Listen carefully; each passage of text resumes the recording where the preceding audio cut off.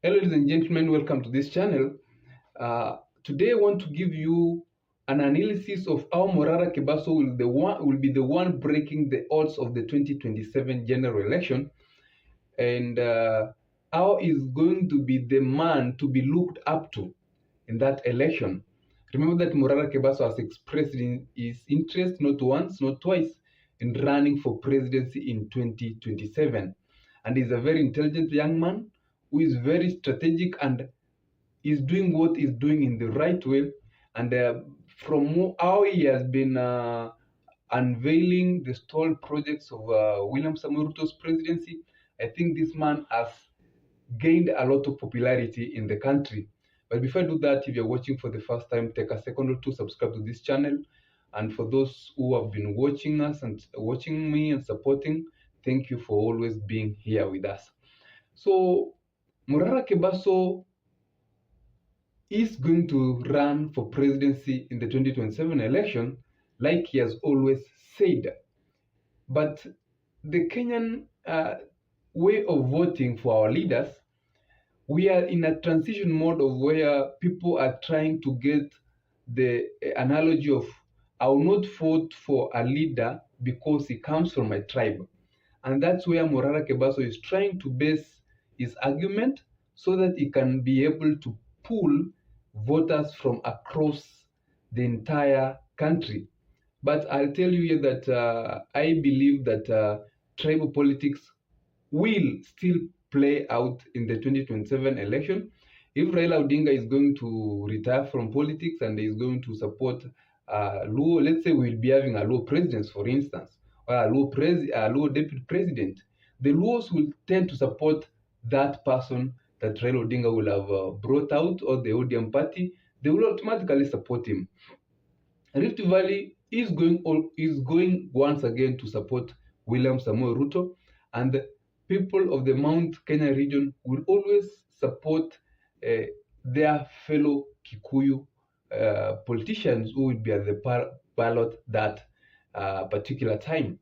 So, but Morara has the support of these young men and women, as much as they might not be having a very large number.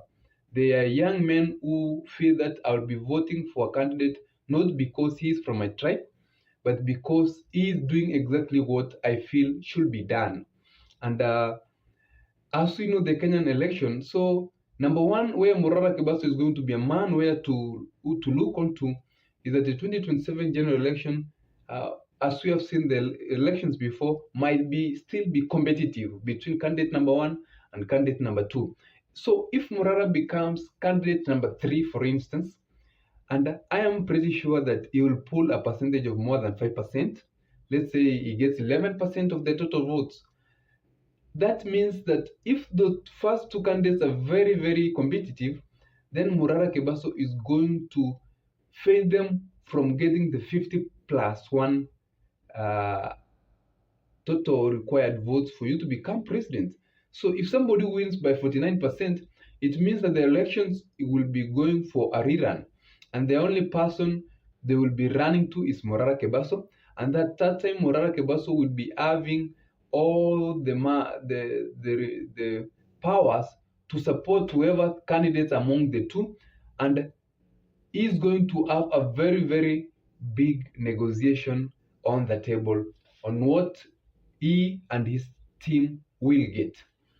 Number two, the things that are working in favor of Morara Kebaso is that he is financially able to support. Kenyans have come out to really support that young man.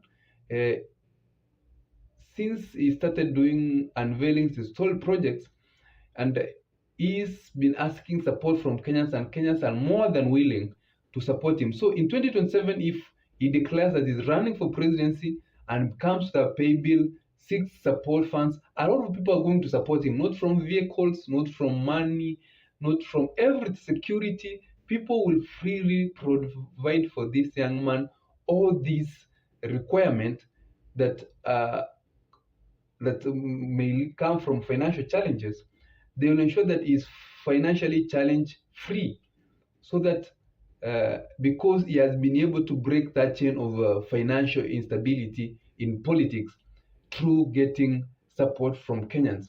And Kenyans are very, very bitter about the current regime of William Samoei Ruto, so they will automatically come out and support Morara Kebaso with the feeling that Morara Kebaso will get the William Samoei Ruto regime, and such types of Kenyans are the ones who are going again to vote for Morara Kebaso and his team. So Morara Kebaso has equally broken that chain of financial instability. Remember that in politics in Kenya, if you don't have money, you cannot walk in the country, you cannot buy the systems, you cannot fuel your vehicles. It will be very, very difficult for you to run for presidency. Another thing is that that's working for Morara Kebaso is that Morara Kebaso is a crowd puller. He knows to address people very well. He knows where to eat. He knows what to talk about.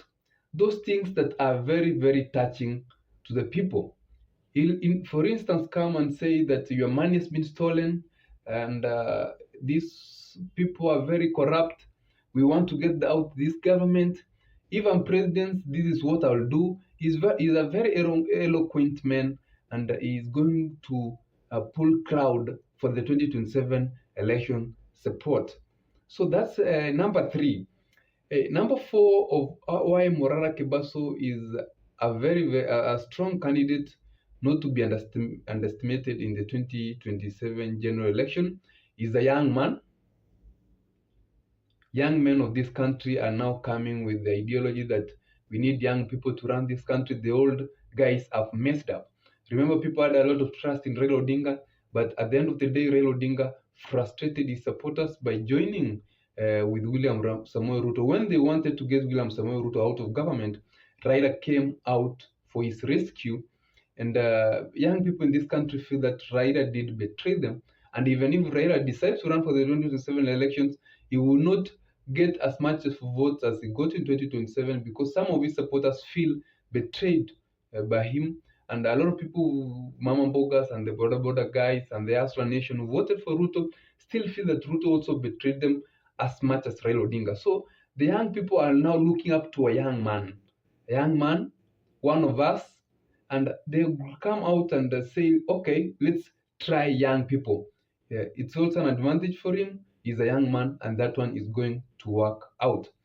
The last point that is going to work out for Morara Kebaso is that Morara Kebaso has never been held in any scandal. The other opponents that will be campaigning against Morara Kebaso will have anything, will have nothing to say about Morara Kebaso. Morara Kebaso has not been any political scandal because he has not been in politics. He has never been in any corruption scandal. He is a very, very clean man. So the fact that he's very clean, there people would be pulled to it that he's a very clean man, no scandal, no corruption case.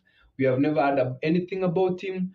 No, there's that tendency of he's a good man. Let's vote for him.